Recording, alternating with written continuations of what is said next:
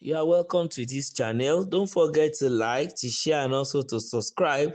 In the news today, Obedient movement sent message to Jonathan hours after meeting with Obi.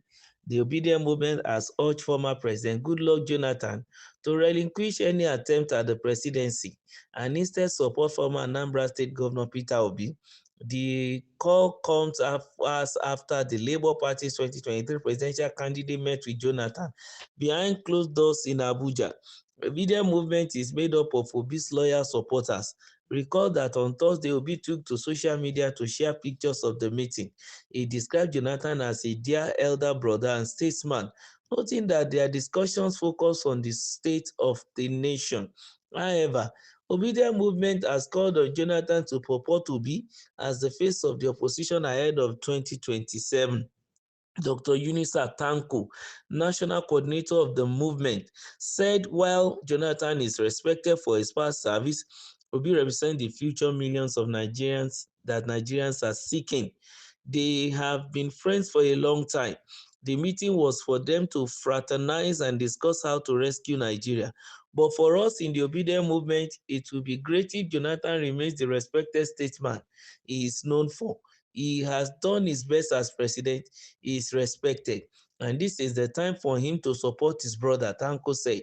He also alleged that some Nigerians were plotting to use Jonathan against Obi in the emerging opposition coalition, but instead such a plan would not succeed.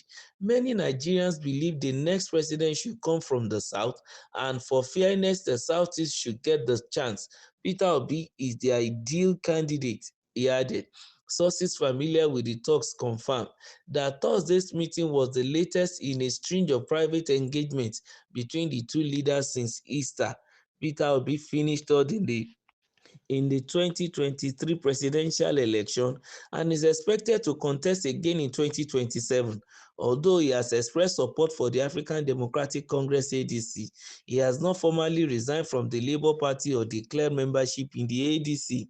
Meanwhile, there have been calls for Jonathan, who lost his re-election bid in 2015, to make another attempt at the presidency.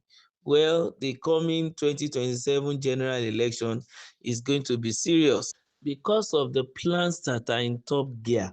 Every contender is looking for an avenue to make sure he or she has a soft landing. And there are many, activities going on even behind the camera. This is one of it that a Jonathan had to have a meeting with a Peter Obi. As a Peter Obi had to visit him, and then they discuss about how to move the nation forward.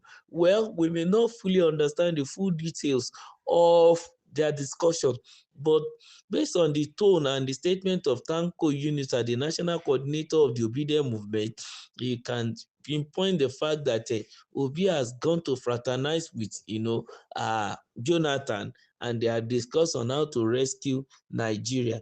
And in the purported so-called discussion, Anko Unisa is trying to use this avenue to appeal to Jonathan not to bother coming out even as in a presidential candidate. He should remain a respected statesman. He has had his time to be the president, and he has served a term.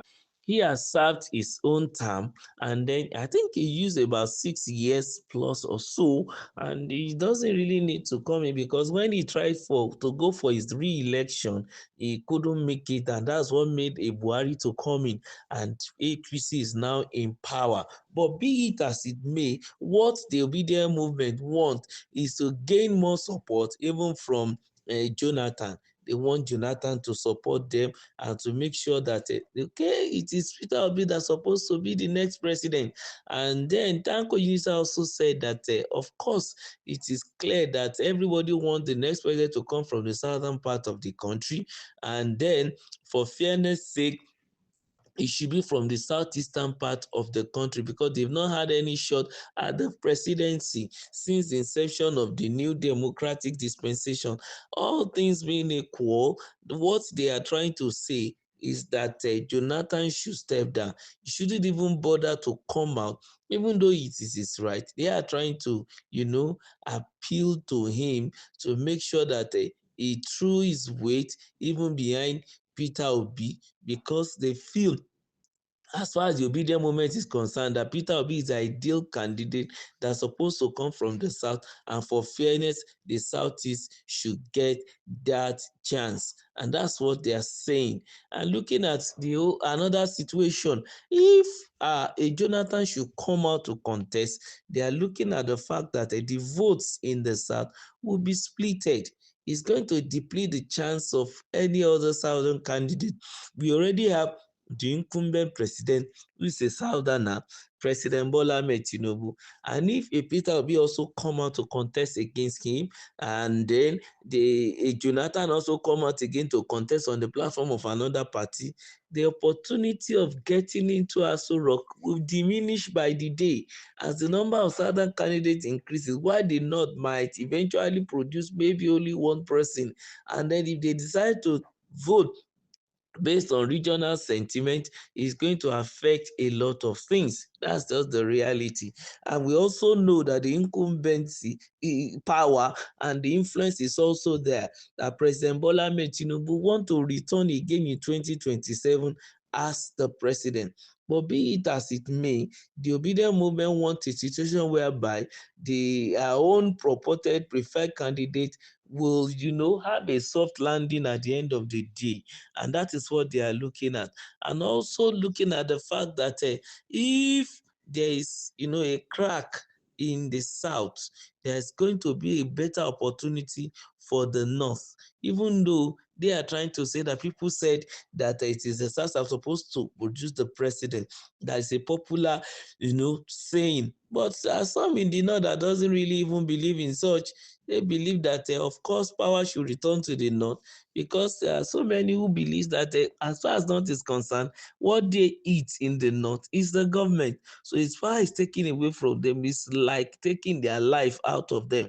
There is no way they will be able to breathe properly, and there are all those intrigues that are going on behind the scene. But whatever the situation may be, I think the obedient movement and those who are in support of Peter Obi have a lot of work to do.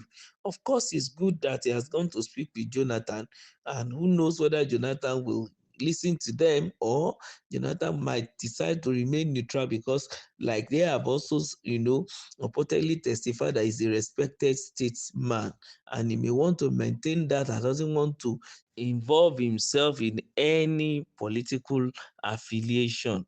Be it as it may, all these things are geared towards 2027 election. And at the end of the day, we are going to see who's going to carry the day. And we also want to know on which platform Peter Obi is going to also run. Let's keep our fingers crossed, and don't let us forget to like this channel. Make sure you give us your thumbs up. Please make sure you subscribe and also share. Thank you.